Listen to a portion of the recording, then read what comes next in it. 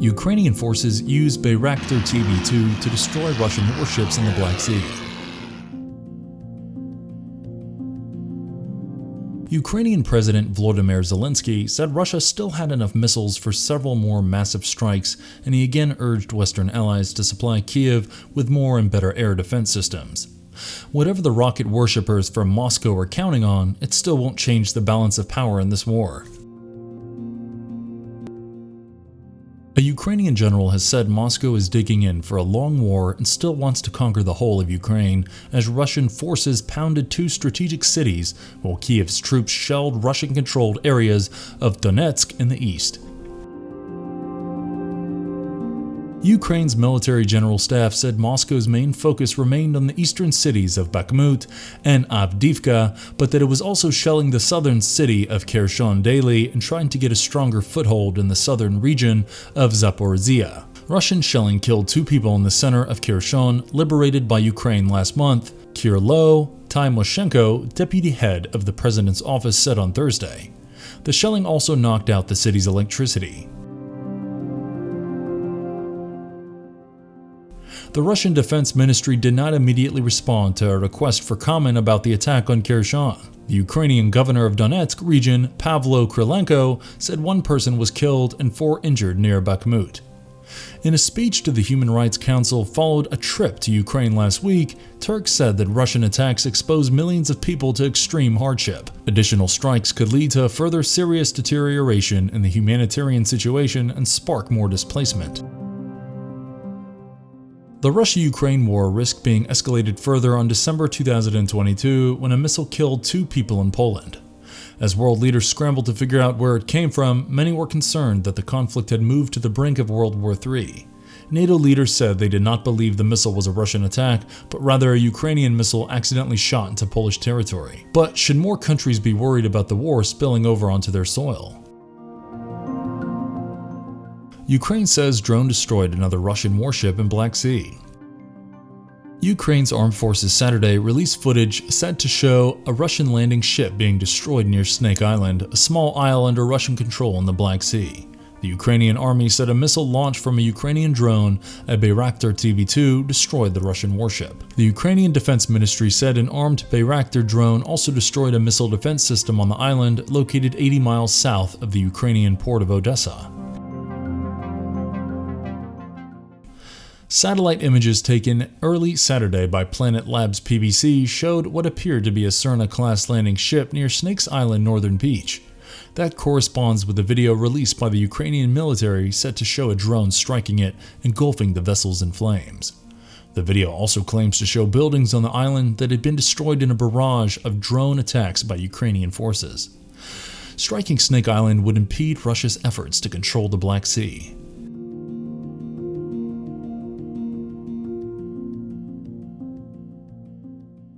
Meanwhile, 6 missiles hit the southern Ukrainian port city of Odessa on Saturday, the spokeswoman for Ukrainian Southern Military Command told the country's public broadcaster. Also, all women, children, and the elderly have been evacuated from the Maripool steelworks plant besieged by Russian forces, according to Anna Chernikova, a VOA reporter in Kiev. Ukrainian officials from the country's National Security Council said Friday that Victory Day could mean more shelling in parts of Ukraine.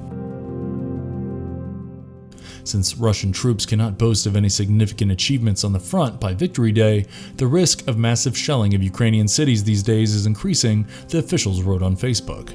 Ukraine has warned its citizens to take cover when they hear air raid sirens to avoid large gatherings because of the expected uptick in Russian attacks. Russia's most senior lawmaker Saturday accused Washington of coordinating military operations in Ukraine, which he said amounted to direct U.S. involvement in the military action against Russia.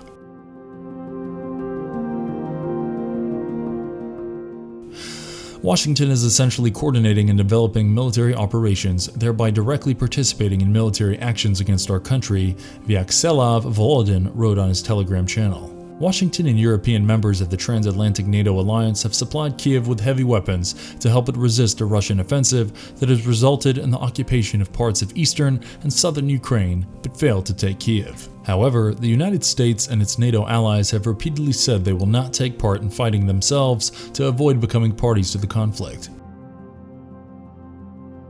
A Russian Foreign Affairs Ministry spokesman said Friday that Russia has no intention of deploying tactical nuclear weapons to Ukraine. Russia firmly abides by the principle that there can be no victors in a nuclear war and it must not be unleashed.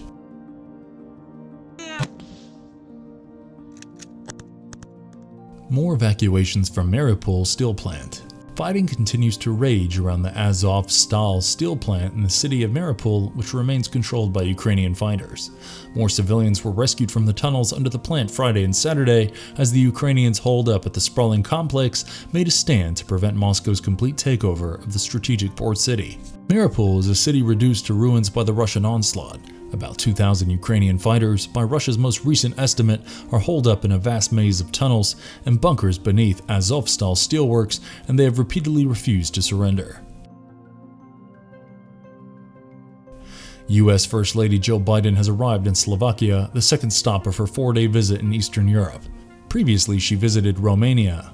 At the U.S. Embassy in Bucharest, the First Lady praised the Romanian government and relief organizations for their work in helping refugees fleeing the Russian invasion in neighboring Ukraine, calling the efforts amazing. Biden heard heartbreaking stories from Ukrainian women and children who fled Russia's war and found safe haven across the border. On Sunday in Slovakia, she is scheduled to meet with the displaced Ukrainian families. The White House said Friday that U.S. President Joe Biden and other G7 leaders will have a virtual meeting Sunday with Ukrainian President Volodymyr Zelensky.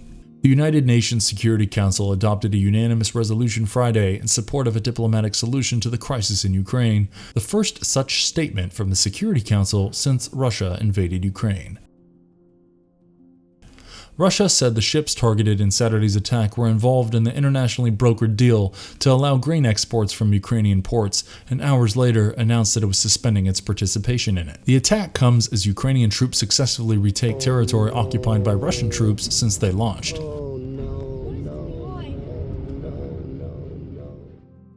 Russia has replied by launching large-scale attacks on Ukrainian infrastructure, particularly on the country's energy grid.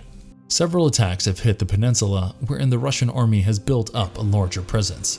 Sevastopol is the largest city in the region and home to Russia's Black Sea Fleet.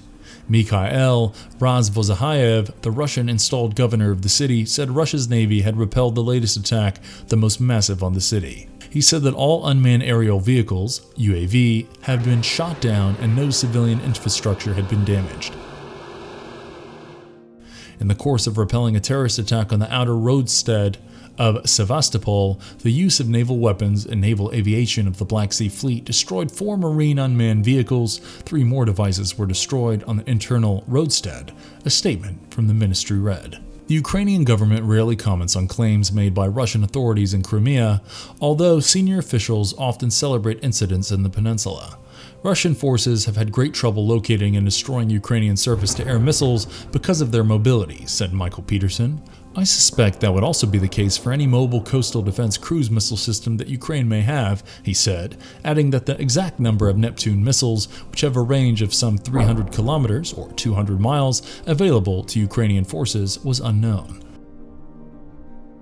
Russia's failure to establish air superiority and its apparent inability to precision target missiles are not helping its efforts to knock out Ukrainians' coastal defenses, added French Navy spokesperson Levault. He said this had allowed the defenders to create a maritime cordon sanitaire and threaten Russian southern supply lines between Kherson and Mykolaiv.